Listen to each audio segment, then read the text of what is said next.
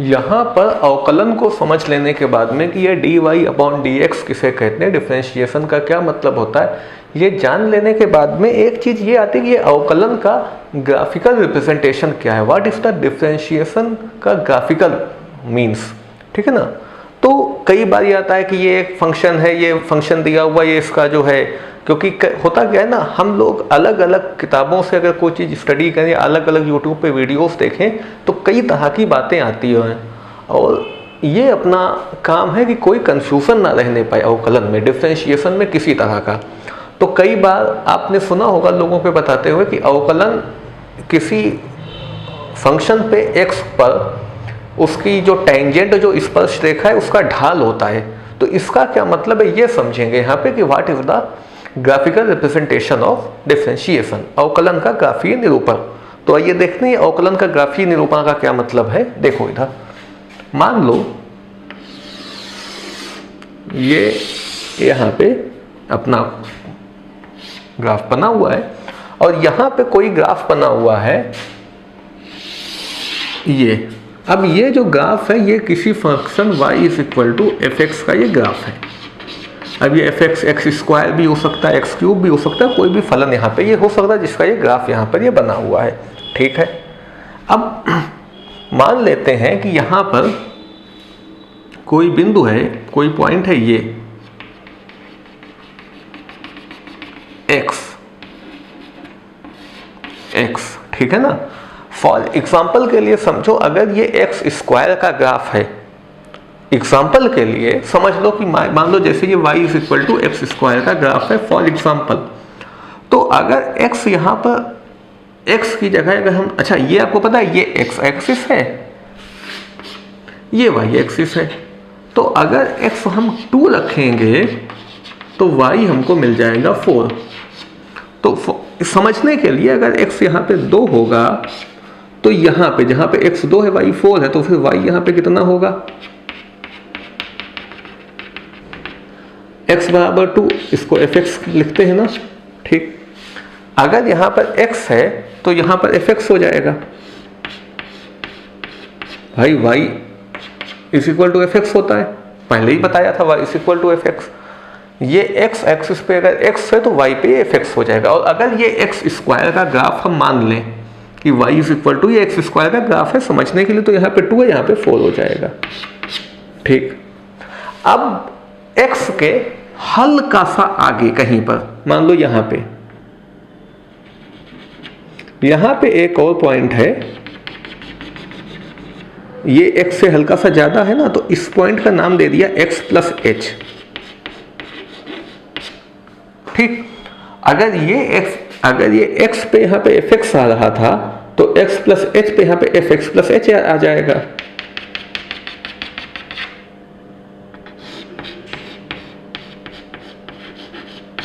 बात समझ गए भाई। अगर x है तो ये x का स्क्वायर है, अगर यहाँ पे x + h होता तो y जो है यहाँ पे x + h का स्क्वायर हो जाता। वही बात है कि अगर भाई x की जगह x डाला है तो ये fx आ गया y, और अगर x की जगह x + h डाला तो ये y की जगह fx + h आ गया। ठीक है। अब यहाँ पर एक कोऑर्डिनेट ज्योमेट्री, निर्देशांक ज्यामिति का आपको एक कॉन्सेप्ट याद रखना पड़ेगा कि अगर अपने पास 2 पॉइंट हैं, मान लो एक ये है और एक ये है, इसके कोऑर्डिनेट हैं x1, y1 और इसके हैं x2, y2। ठीक। तो इन दोनों पॉइंट का ये जो एक लाइन बन रही है x1, y1 और x2, y2 को मिलाती हुई, ठीक, ये लाइन मान लो है। तो अगर हम इस लाइन का ये वाला एंगल निकालें tan थीटा, अगर ये एंगल थीटा है, मान लो ये कोई लाइन है जहां पर इसके कोऑर्डिनेट x1, y1 और x2, y2 हैं, और अगर हम इसका स्लोप निकालें, स्लोप यानी कि ढाल, मतलब जो इसका यहाँ पे झुकाव है x अक्ष अगर ये है, तो जो इसका झुकाव है वो अगर निकाले तो फॉर्मूला होता है y2 - y1 upon x2 - x1। इसको प्रवणता बोलते हैं। और प्रवणता का मतलब ये इस रेखा का जिसपे x1, y1 है, इसका x अक्ष से झुकाव कितना है, यानी कि tan थीटा कितना है। तो ये इसकी प्रवणता निकालने का ये फार्मूला है। ठीक है। अब आप जरा बताओ कि ये वाला जो पॉइंट है, ये वाला, इसके कोऑर्डिनेट क्या होंगे? पहले x पे क्या है? x है।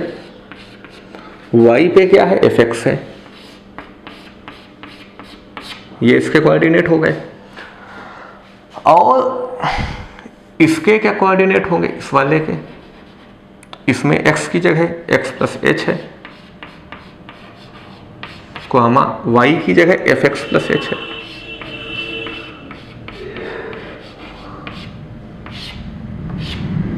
ये कोऑर्डिनेट इस बिंदु के हैं, ये कोऑर्डिनेट इस बिंदु के हैं। बात समझ गए होंगे आप? ठीक है। अच्छा, ये जो h है ना, ये आपको दिखाने के लिए दूर है। अगर हम h टेंडिंग टू 0 करें तो ये h एकदम इसके नजदीक में ही आ जाएगा। x प्लस h जो इससे दूर एकदम इसके नजदीक में ही आ जाएगा। ठीक है। अब यहां पर इसको x1 y1 और इसको x2 y2 मान लेते हैं। भाई यहां पर ये वाला x, ये वाला y, ये x, ये y, यहां पर ये x और ये y लिया है। ठीक है। इसको x1 y1, इसको x2 y2 मान लेते हैं। तो ये x1 हो गया, कॉमा ये y1 हो गया, और इसको x2 y2 मान लो। ठीक। अब जरा y2 minus y1 upon x2 minus x1 रखो, तो y2 क्या हो जाएगा? fx plus h।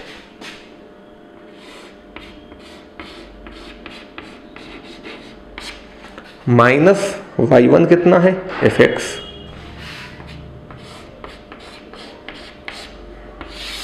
Upon x2 कितना है? x प्लस h,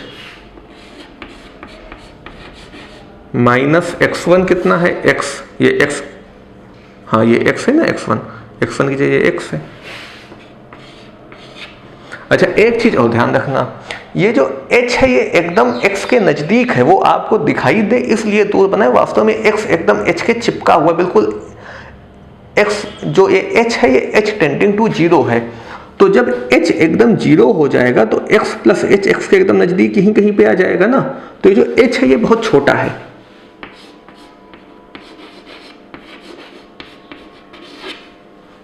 इसका मतलब समझ गए कि जो x प्लस h है ये एक्चुअली यहां नहीं है, ये बिल्कुल यहीं पे, क्योंकि x प्लस h और h एकदम जरा सा है, तो ये x से बिल्कुल जरा सा ही ज्यादा है, तो x प्लस h यहीं कहीं पे आएगा। अब इसको काट दो तो क्या हो गया?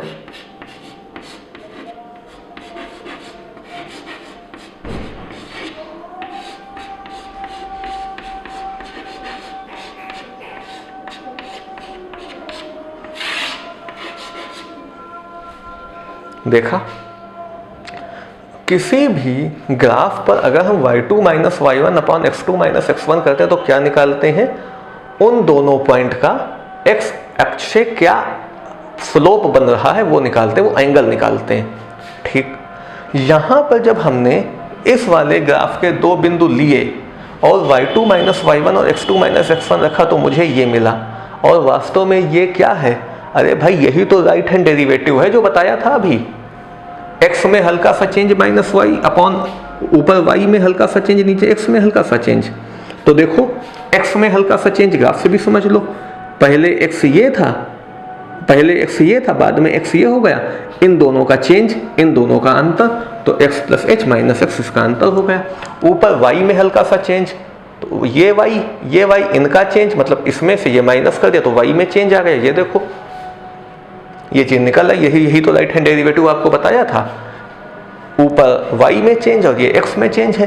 तो अगर राइट हैंड डेरिवेटिव हम निकाल रहे हैं और ग्राफिकली देखा जाए तो ये तो हम इन दोनों पॉइंट का यहां से स्लोप निकाल रहे हैं, क्योंकि स्लोप का formula y2 minus y1 upon x2 minus x1 होता है, वही हमने यहाँ पे किया है।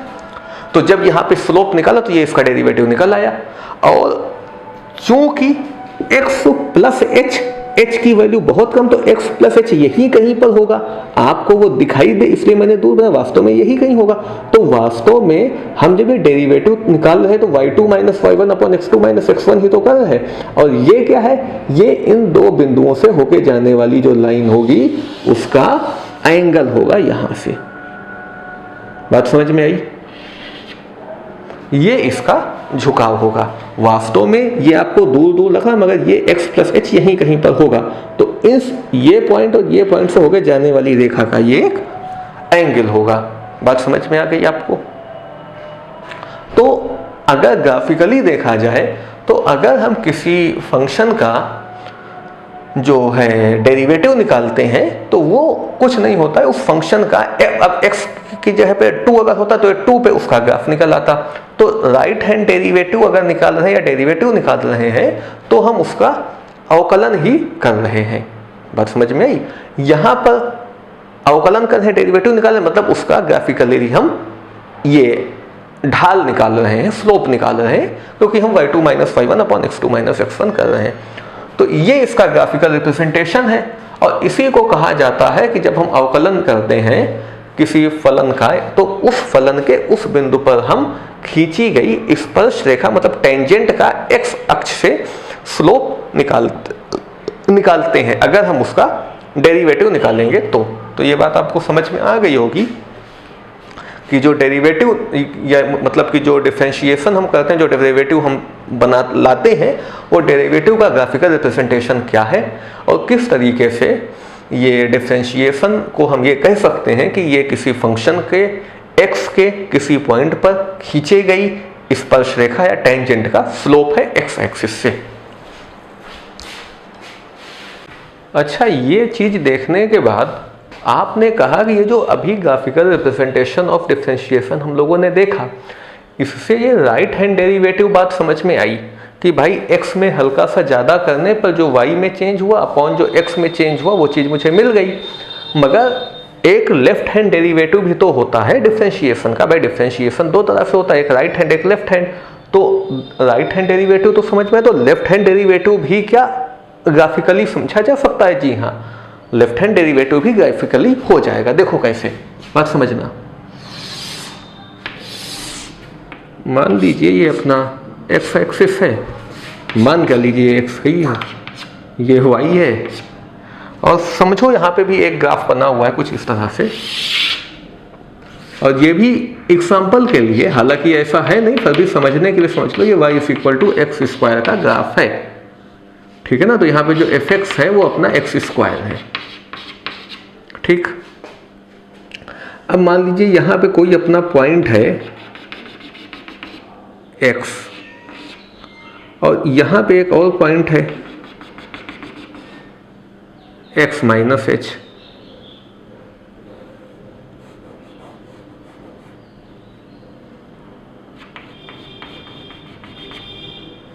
ये है x माइनस एच, ये है x। अब x स्क्वायर का था तो एग्जाम्पल के लिए अगर यहाँ पे 2 होगा तो यहाँ पे f2 यानी कि 4 होगा। भाई अगर fx x स्क्वायर है तो f2 जो है वो 2 स्क्वायर हो जाएगा, और जो y होगा वो f2 यानी कि 2 स्क्वायर होगा। तो ये अगर x है तो इसी के सामने यहाँ पर fx होगा, और ये अगर x माइनस एच है तो इसी के सामने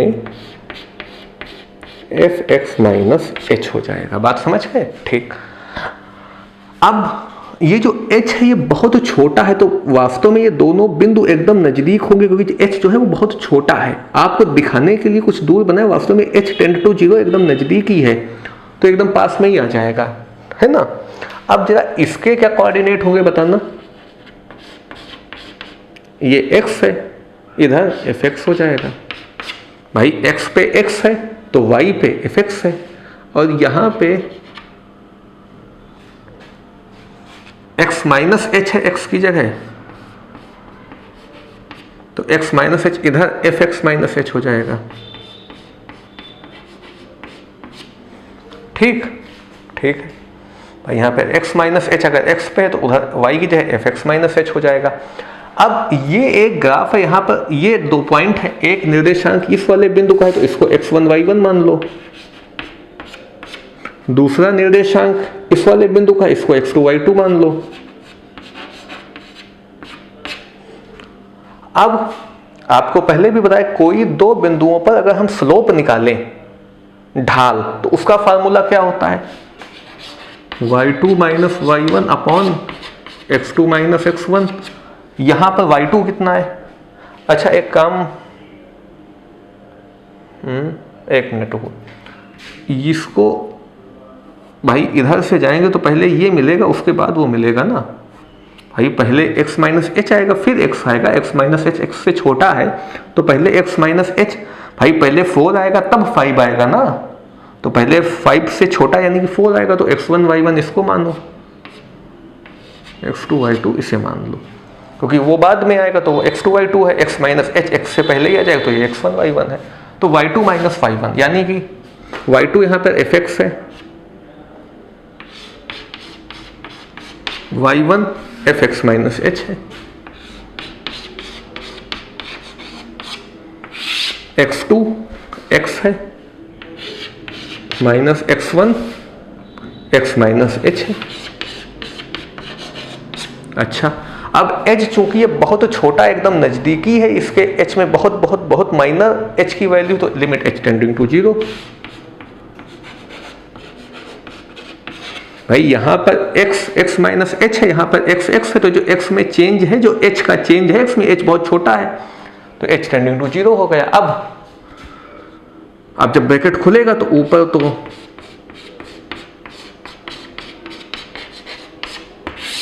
इस वाले x से ये वाला x कटेगा, ये बाहर माइनस अंडर h प्लस का हो जाएगा।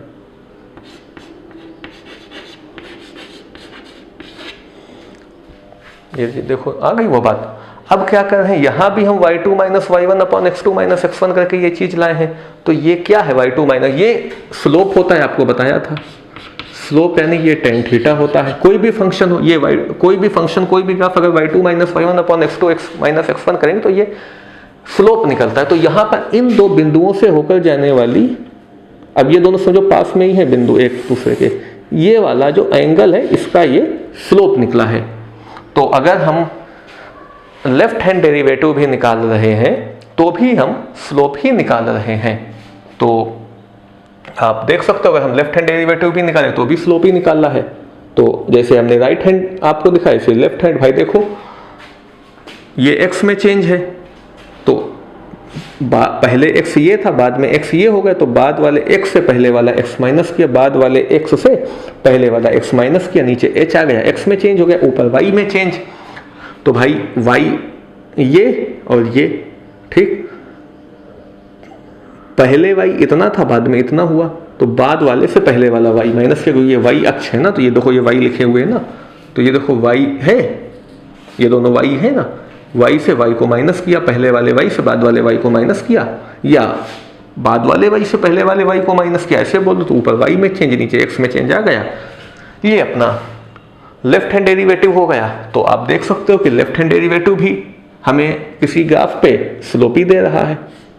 तो limit h tending to 0 fx minus f, ये भी हमें ये अपना स्लोप ही दे रहा है। आप एक एग्जांपल से समझ लो तो और अच्छे से समझ में आ जाएगा। ये चीज आप समझ गए होंगे। अब इसको हटा के एक एग्जांपल भी दे दें ताकि कहीं किसी प्रकार का कोई कंफ्यूजन ना रहने पाए।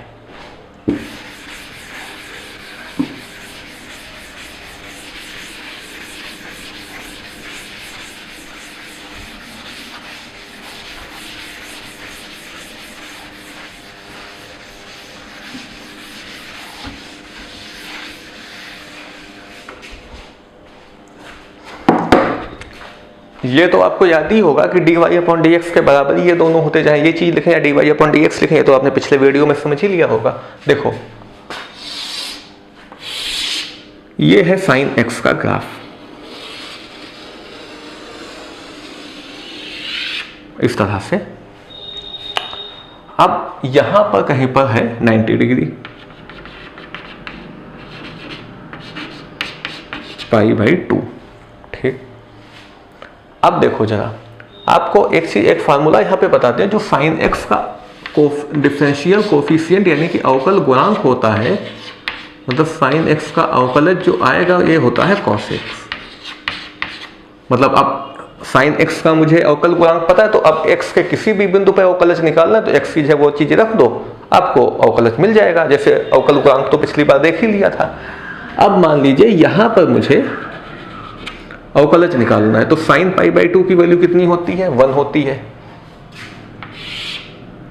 ठीक ठीक, ये एक हमने यहां पे लाइन खींची, यहां पर ये लाइन एक खींची मैंने। अब साइन एक्स का डिफरेंशियल, वो ये डिफरेंशियल कोफिशिएंट कॉस एक्स, अब एक्स की जगह पाई बाई 2 पर मान लो हमें निकालना है भाई। साइन एक्स में एक्स की जगह पाई बाई 2 पे मुझे ये चीज चाहिए, इसका अवकलज डेरिवेटिव, तो cos pi by 2। Cos pi by 2 कितना होता है? 0। ठीक, अब इसका ग्राफिकल रिप्रेजेंटेशन मतलब यह है कि साइन एक्स का जो ग्राफ है इसमें x बराबर पाई बाई 2 पर अगर आप एक टेंजेंट खींच रहे हो तो उसका जो x एक्सिस से एंगल है वो 0 डिग्री है। ये आप देखो ग्राफ से, साइन x है, उस पे x बराबर पाई बाई 2 पे आपने जो एक टेंजेंट खींची उसका x एक्सिस से एंगल कितना है? 0। और यही चीजें दिखा भी रहा है कि साइन x का जो डेरिवेटिव है वो कॉस x है, और cos x में अगर x बराबर साइन x में x बराबर पाई बाई 2 पे डेरिवेटिव की वैल्यू निकालो तो वो 0 आती है। आप ग्राफ से भी समझ लो। तो मुझे लगता है आप इसका ग्राफिकल रिप्रेजेंटेशन भी समझ गए होंगे। अब अगले वीडियो में ये चीज लेकर के आएंगे कि ये डिफरेंशिएशन फिजिक्स में किस तरह से इस्तेमाल होता है। यहां तक तो अभी फिजिक्स की कोई बात ही नहीं की, अवकलन समझा। अब ये अवकलन फिजिक्स में कैसे घुस जाता है ये समझेंगे अगली बार।